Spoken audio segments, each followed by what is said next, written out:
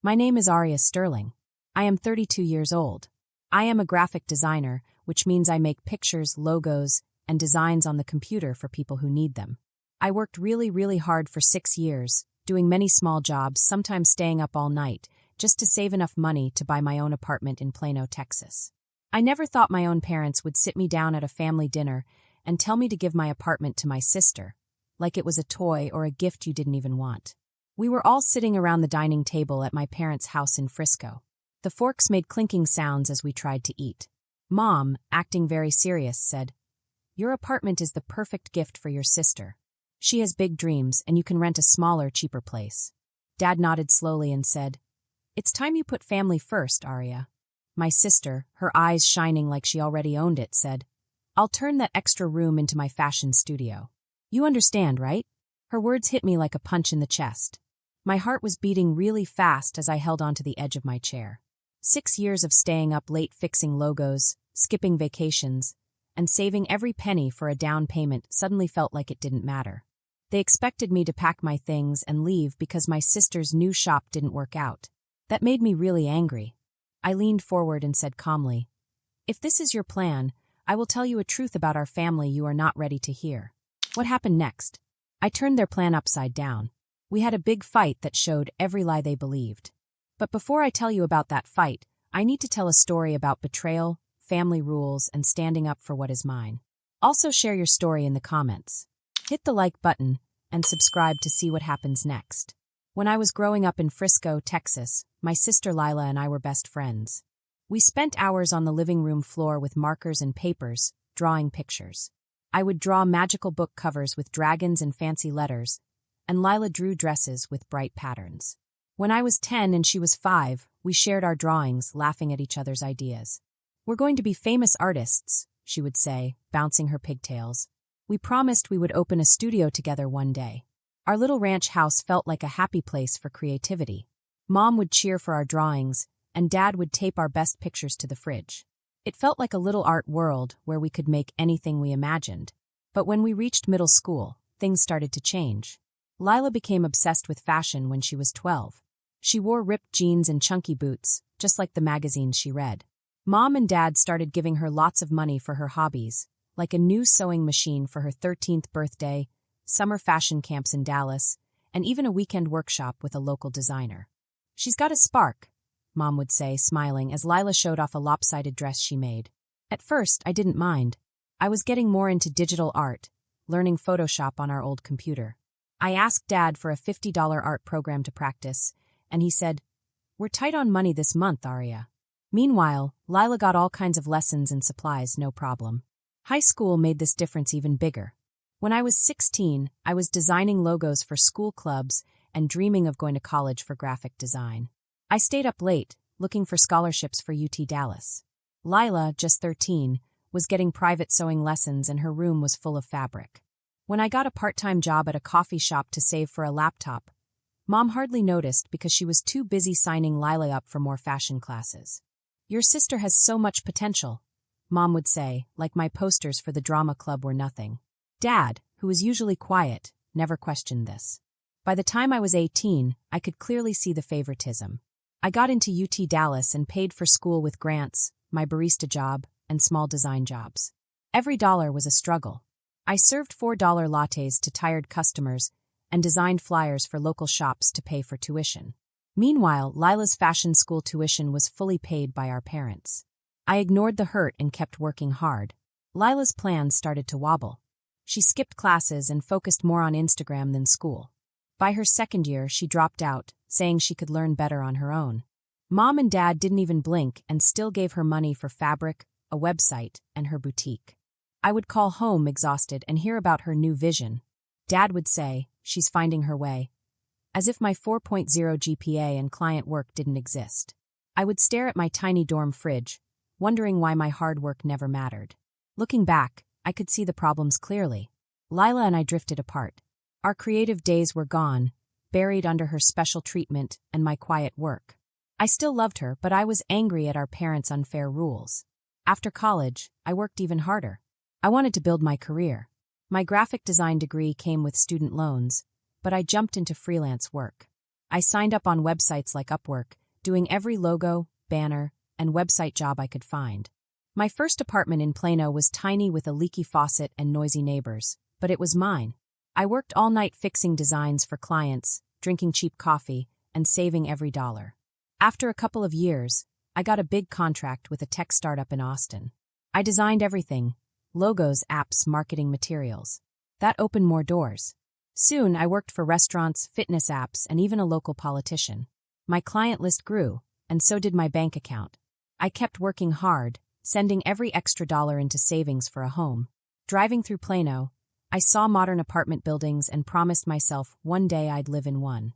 After 6 years, I had enough money for a down payment on a 2-bedroom apartment. The apartment was mine. I could pay the mortgage. Walking on that first day, hanging my own art on the walls, setting up my desk by the balcony, I felt proud. My boyfriend Julian helped me with the paperwork. We had been dating for a year, and he was really good with money. He joked about using my balcony for his calls. But then Mom started calling out of the blue. "How's the new place, Aria?" she asked, sounding too excited. Dad also asked about parking and maintenance fees. I thought maybe they were just proud. But Julian didn't believe it. "Your family didn't care this much when you were struggling," he said. "Be careful. They're up to something." Then their messages got more serious. Mom asked for pictures of my apartment. My sister sent me Pinterest boards with ideas for decorating. I sent a few pictures to be polite, but Julian was worried. Finally, they came over. Mom and Lila showed up on a Saturday, saying they were just visiting. Mom walked around my apartment, touching the counters and saying, "Such good light in here." Lila had a tape measure, looking at the windows, muttering about her vision board wall. I felt my anger growing inside. This was my home, my safe place, my reward for years of hard work, and now they were treating it like it wasn't mine at all. I could feel every memory of late nights, small paychecks, and tiny victories flashing through my mind. I remembered saving every single dollar, choosing between buying groceries or paying for software programs, and every coffee I made at the shop to scrape together enough for a laptop. Julian noticed my frustration. He gently put a hand on my shoulder and whispered, "You've earned this. Don't let them take it." I took a deep breath and decided I wouldn't let my parents and sister push me around. "This is my apartment," I said firmly. "I bought it with my own money, worked hard for it, and I am not giving it away." Mom's face tightened. "Aria, we are just trying to help your sister," she said, her voice sharp. "You should put family first." I shook my head. "No, family doesn't mean giving away everything I worked for. I have supported myself for years. I have earned this home. You cannot just take it because you think you know what's best." Lila looked shocked. "But it's the perfect place for me. I've always dreamed of a studio." "I know you have dreams," I said. "But you also need to work for them like I did. You can't just take someone else's hard work." There was silence. My parents opened their mouths, but no words came out. They realized, maybe for the first time, that their rules had always been unfair. I stood tall, feeling a strange mix of relief and triumph. For once, I was not bending under their expectations.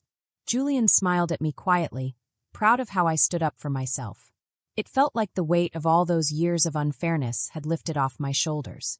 I knew this was my life, my work, my home, and no one could take it from me without my choice.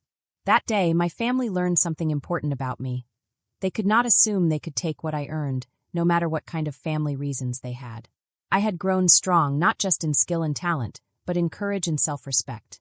I think back to my childhood sometimes, to those times drawing on the living room floor with Lila. I still love her, but I have learned that love doesn't mean giving away everything I worked for. Love doesn't mean letting others take your hard-earned dreams. Sometimes love also means saying no and standing firm. My apartment in Plano became more than just a place to live. It became a symbol of everything I had worked for, the sacrifices I made, the late nights, the long hours, and the endless determination to make my dreams real. It was my proof that hard work matters, even when nobody else notices. Even after that day, I tried to rebuild my relationship with my family. I tried to help Lila in ways that didn't cost me my own peace. I shared my knowledge about running a business, managing money, and designing websites, hoping she would learn to do things on her own. Slowly, she began to understand what hard work meant. And every time I walk through my apartment, I smile. This is my space, my rules, my creation. And no one, not even family, can take that away from me. I stood frozen, my arms crossed tightly across my chest, as my sister walked slowly around my living room. She acted like she owned the place already, like all the things I worked so hard to buy and arrange weren't mine at all. "This is my home," I said, my voice sharper than I meant it to be. Mom just laughed it off. "We're just so proud of you," she said. But I noticed something strange. The way she glanced at my sister made me feel like they were secretly planning something together, like they had a secret plan I didn't know about. Julian, my boyfriend, had come over with takeout. He saw the tension immediately and gave me a look that said, "I told you so." I felt rattled. My own family was acting like they had a right to my home, asking questions, checking things, and staring at me like I was the one being difficult. Mom was asking my sister questions that felt like she was testing her, while my sister looked bold, acting like this apartment was hers. Everything about the visit made my stomach twist with worry. I had worked so hard to build this life, to make this apartment perfect, and now my family acted like they could just take it away. I knew I couldn't let them. A week later, my parents insisted that we all come to a family dinner back in Frisco. I hadn't been to their house in months. I was busy moving into my new apartment, getting it ready, unpacking boxes, and making it feel like home. But Mom's text didn't leave any room for excuses. "We need everyone together." I drove over with Julian, expecting just a normal dinner, maybe some grilled chicken and small talk. I had no idea what was waiting for me. When I arrived, everything looked the same as it always had. The dining room was familiar: chipped plates, a faded tablecloth I remembered from my childhood, the same decorations. Mom was bustling around the table, piling cornbread and green beans onto platters. Dad was carving a roast, scraping the cutting board with his knife. My sister lounged at the table, scrolling on her phone, barely looking up as I sat down. Julian held my hand under the table. He knew something felt off. We started eating. At first, it was normal. We shared little stories about work, laughed at small things. Julian talked about his recent clients and wins, but there was a heavy tension in the room. It felt like everyone was waiting for a signal to say something big. Then Mom finally spoke. She put her fork down, leaned forward, and said in a calm voice, "Arya, we've been thinking. Your apartment would be the perfect gift for your sister." I froze. My jaw tightened. She kept talking as if she were just discussing the weather. "She has big plans for her fashion line, and your place is perfect for her. Don't worry, you can find another place." Dad nodded, adding, "It's time you put family first," as if I had already agreed in my mind. My sister's eyes lit up. "I'm thinking of using the spare room as my sewing studio," she said, showing me a sketch on her phone. It showed my living room filled with mannequins, fabric rolls, and sewing machines. "It's perfect for my brand reboot," she said, smiling. I felt my pulse hammering in my chest. My apartment, my sanctuary, my reward for years of hard work, late nights, and scrapped vacations, was being handed over like it didn't matter. Julian squeezed my hand under the table, but I didn't need a signal from him. I took a deep breath. "That's my home," I said, my voice low but firm. "I worked for it. It's not up for grabs." Mom's smile vanished and was replaced with a sharp edge. "Don't be selfish, Arya," she snapped. "Your sister needs this more than you. You've always been the one who lands on her feet." Dad piled on. "We raised you to put family first. This is what that looks like," he said. Julian couldn't stay quiet. "Hold on," he said, leaning forward. "Arya earned that apartment. You can't just demand she give it up." Mom's eyes narrowed at him. "This is family business, Julian. You're not part of it." That hurt. Julian had been my rock for a whole year, and they dismissed him like he didn't matter. My cheeks burned, not just for me, but for him. Meanwhile, my sister kept rambling about her ideas for my balcony, how it would be perfect for product photos. Each word made my frustration grow. I pushed my chair back so hard it scraped loudly against the hardwood floor. "You don't get to decide what's mine," I said, locking eyes with Mom, then Dad, then my sister. "This isn't about family. This is about you taking what I built, because it's easier than fixing her mistakes." The room went silent. Mom's lips pressed together. Dad's eyebrows furrowed. My sister finally stopped scrolling on her phone. I didn't wait for them to respond. "I'm not moving out," I said, standing up. "Not now. Not ever." Julian stood with me, his hand on my back. Together, we walked out the front door. The click of it shutting behind us sounded like a book slamming closed. Driving back to Plano, my hands were tight on the steering wheel. Julian didn't ask me to talk. He just sat quietly while I thought about what had just happened. My parents were acting like they could give me a short deadline to leave, as if my life and home were a lease they could cancel anytime. That dinner wasn't just a request, it was a line in the sand. I had worked hard to stand on my own, and no amount of guilt or pressure was going to take that away. The weeks after that dinner felt like living in a pressure cooker. My phone buzzed nonstop with calls and texts. Mom's voice messages were syrupy with guilt. "Aria, family comes first," she said, making me feel like the bad one for not handing over my apartment. "Your sister's counting on you to step up." Dad's texts were blunt, stern reminders that I was supposed to think about what was right for the family. My sister sent long messages about her fashion dreams, insisting my spare room was the key to her big success. Every message felt like a jab, twisting the knife deeper. I tried to focus on my work. I had logos to design for a new bakery in Dallas and a website to revamp for a gym in Fort Worth. But the barrage of messages didn't stop. One evening, Mom left a voicemail, sharp and accusing. "You're being selfish, Aria. We didn't raise you to put yourself above your sister."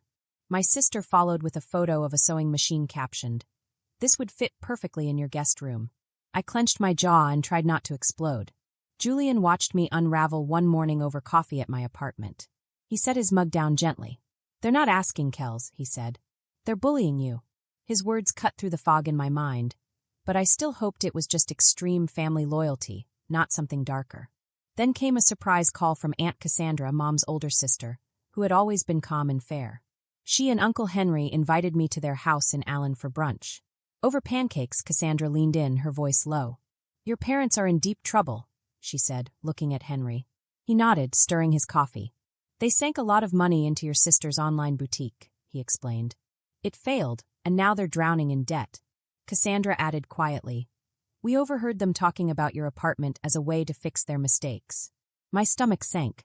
The pieces clicked into place. The probing calls from Mom, my sister's brazen plans, the sudden push to gift my apartment. They weren't thinking about helping my sister succeed. They were trying to use me to save themselves from their money problems. I drove home slowly, thinking over every guilt trip, every demand. Julian was waiting at my apartment, and when I told him what Aunt Cassandra had said, his face hardened. "This isn't about family," he said, pacing the living room. "They're trying to use your apartment to clean up their mess. You need a lawyer, Aria. Someone who knows property law." I knew just the person. Nolan was a sharp lawyer who specialized in real estate, and Julian knew him. I sent him a message explaining everything. My parents' demands, my refusal, and the whole story. His reply was fast. "Sounds like they're counting on your compliance. Let's protect your property." Finally, everything clicked. Every call, every text, every plea about family was a calculated move to trick me into giving up my hard-earned home. I wasn't just fighting for my apartment anymore. I was fighting to keep what I had earned. My sister's dreams, my parents' mistakes, and their desperate money plans weren't allowed to rewrite my story. I spent that night walking through my apartment, looking at every corner, every piece of furniture I had chosen, every little decoration I had worked so hard to place just right. I remembered the late nights spent saving money, the sacrifices I had made, the patience it took to finally get this space perfect. And I realized something important. This apartment wasn't just a building.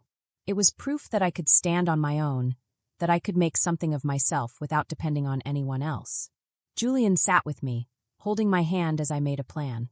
We listed every step I could take to protect my apartment, to make sure no one could force me out unfairly.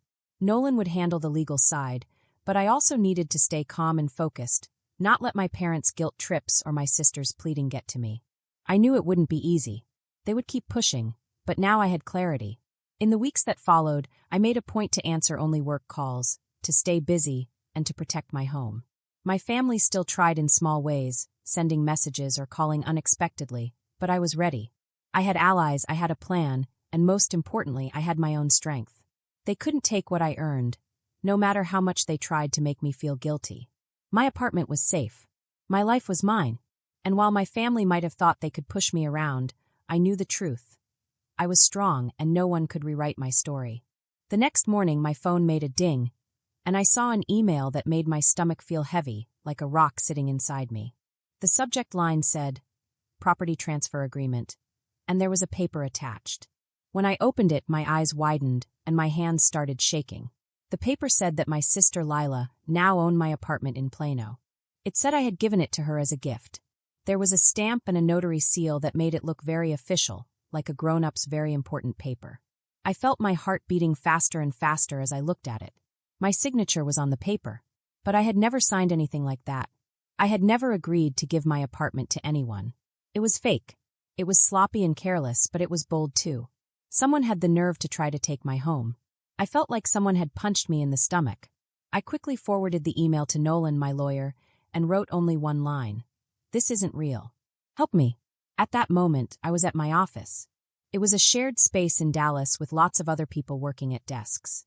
I had been working on a big project, a rebrand for a local coffee shop. My laptop was open with designs and ideas, and I was focused. Then, out of nowhere, my mom, dad, my sister, and a woman I barely recognized stormed into the room. The woman was Simone, who used to be my sister's business partner at a boutique. Their boutique had failed, and she was holding a folder in her hands, looking very proud of herself. She had a smug smile that made my stomach twist. Mom walked straight up to my desk, her voice loud enough that everyone in the office could hear. "Arya, we need to settle this now," she said. She slammed the fake paper onto my desk with a thump. "You agreed to give your sister the apartment. Sign it over or we are done." Dad stood behind her. His arms were crossed, and he looked serious, like a silent guard standing behind the queen. He didn't say a word, but I could tell he was supporting Mom. My sister Lila held up her phone like it was a weapon. "I have plans for that apartment," she said. "It's perfect for my new fashion collection. Don't make this harder than it needs to be." The office went very quiet. My coworkers, who were typing and talking quietly, now stopped to watch us. Some leaned forward in their chairs to see what was happening. Simone stepped closer, tossing her hair back. "Your parents and I have money problems because of the boutique," she said quickly. "Your apartment will pay our debts. It's only fair." I stared at them, my mind racing. My heart was beating so fast I thought it would jump out of my chest. This wasn't just about my sister's dreams. They were trying to dump all their problems on me. My pulse was pounding, but I forced myself to stay calm. "I never signed that," I said, pointing at the paper. "It's fake and you know it." Before they could answer, I called Nolan on speakerphone. His voice was calm, strong, and serious. "I've checked the email," he said. "That paper is fake. It has no power. Your deed is correct, Arya. If they try this, I'm ready to press charges for forgery." Mom's face went pale, but my sister didn't back down. She raised her voice. "You're so selfish, Arya," she shouted. Those words stung because they reminded me of all the times my family seemed to like her more than me. But I didn't give in. My coworkers were now openly staring at the scene. One even started reaching for their phone, probably to call security. I quickly texted Ms. Linda, the apartment manager at my complex, and attached the fake paper. She replied in just a few minutes. "Your deed is fine. No transfer has happened. That paper is nonsense." I held up my phone so everyone could see. "It's over," I said firmly. "This is my home. You can't take it from me to fix your mistakes." Simone made a disgusted sound and rolled her eyes. Dad looked uncomfortable. Mom, though, wasn't done. She stepped closer, pointing her finger at me. "You're turning your back on us," she hissed. Just then Julian, who had been at a client meeting nearby, walked in. He saw what was happening. He didn't hesitate. "Enough," he said, his voice calm but firm. "You're in her workplace making a scene. Leave, or I'll call the police." My sister rolled her eyes and muttered something about outsiders, but Simone grabbed her arm, trying to pull her out. Nolan's voice came through the phone again. "I'm drafting a cease and desist letter," he said. "Do this again and you're in serious trouble." The warning landed hard. Mom's jaw tightened, but she grabbed her purse. Dad followed her silently, avoiding my gaze. My sister gave me a last glare before Simone pulled her away. The office felt heavy after they left, and my coworkers whispered among themselves as I sank into my chair. Julian squeezed my shoulder, steadying me. The fake paper and their fight had been scary, but I didn't give in. I had Nolan and Ms. Linda on my side. My home was mine, and I wasn't letting them take it. A few days later, I knew I had to leave my family problems behind. Nolan sent a letter to Mom, Dad, my sister, and Simone. The letter said very clearly that my apartment belonged to me and no one else. He checked with the county records. Everything was fine. There was no transfer, no trick, no fake paper that could take my apartment. The letter warned them about legal trouble if they tried anything else. They didn't reply, but the silence told me they had no more tricks. Later, I heard from Aunt Cassandra that my parents' house in Friss went into foreclosure. They had spent too much money trying to fix my sister's failed boutique, and were now in big trouble. Lila went back to living in the guest room after her fashion idea didn't work. Aunt Cassandra said my sister and parents were fighting and blaming each other. Their plan to take my apartment to save their money had failed. I felt a little sad at first, but it didn't last long. This was their choice, not mine. My phone kept buzzing with calls and texts. Mom left voicemails begging for family unity. Dad sent grumpy messages telling me to come back. My sister sent long messages saying I was abandoning her dreams. I didn't answer. One evening, I sat on my balcony with a glass of wine. I finally made the decision to block all of them, Mom, Dad, and my sister. My thumb hovered over the button for a moment, but when I pressed it, a big weight lifted off me. I wasn't being mean. I was done letting them control my life. Aunt Cassandra and Uncle Henry reached out to help, but I politely declined. Some bridges aren't worth rebuilding. Life went on, and it felt lighter. Then, one crisp October night, Julian proposed to me in a quiet park near my apartment. He got down on one knee and held out a ring. His ring was simple, a silver band with a little blue sapphire, but it meant everything to me. We had been through the scary fake paper problem together. I said yes, and we celebrated with tacos on my couch, laughing and dreaming about our future. My career was also going very well. I got a big contract with a tech company in Dallas. I was designing their logos, app layouts, and marketing materials. It was hard work, but it was exciting. I felt proud of myself. I could see how far I had come since my early freelance days. Looking back, I learned something very important. Respect yourself more than trying to please people who hurt you, even if they are your family. I had spent years chasing their approval, but the fake paper fight showed me the truth. They had seen my success as a safety net for their mistakes, not as my achievement. Blocking them wasn't easy. Some nights, I worried that I had been too harsh. But every time I walked into my apartment, saw my art on the walls, my desk by the balcony, I knew I had made the right choice. My home was my safe place, earned through hard work. No one could take it from me. My story isn't just about a house. It's about standing up for yourself. Family can be a strength, but sometimes family can be a chain. When it is, you have to break free. Set your rules, keep them, and don't let guilt make you feel small. Now, I am building a life with Julian, a life full of love and respect, not manipulation. My career is thriving. My home is mine, and I've learned the only approval I need is my own. That's the freedom I fought for, and it is worth every battle. I know some people might think it's hard to cut family out of your life. Some nights, I worried that I was being too harsh. But every time I walked into my apartment, I could see my paintings on the walls, my desk where I spent hours working, and the balcony where I could breathe fresh air. I knew I had made the right choice. I had worked hard for my home, my career, and my happiness. No one could take that away from me. The fake paper incident taught me something very important. Sometimes, even the people who are supposed to love you the most can try to take what is yours. The family should care about you and support you. But when they try to use you, it is okay to stand up for yourself. Life is too short to let anyone control it unfairly. I learned that saying no is not mean. Saying no is protecting yourself. Every day when I walk into my apartment, I feel proud. I can look at my artwork on the walls, my organized desk, and the cozy living room, and I know I earned it. I know that Julian and I are building a life together based on respect, not fear. And that makes me happier than anything else in the world. Now I have peace. I don't have to worry about fake papers or being manipulated. I have friends, my work, and Julian. I have my home. And I have freedom. I learned that the only approval you really need is your own. And that approval comes when you respect yourself and your life. That is a freedom worth fighting for every single day.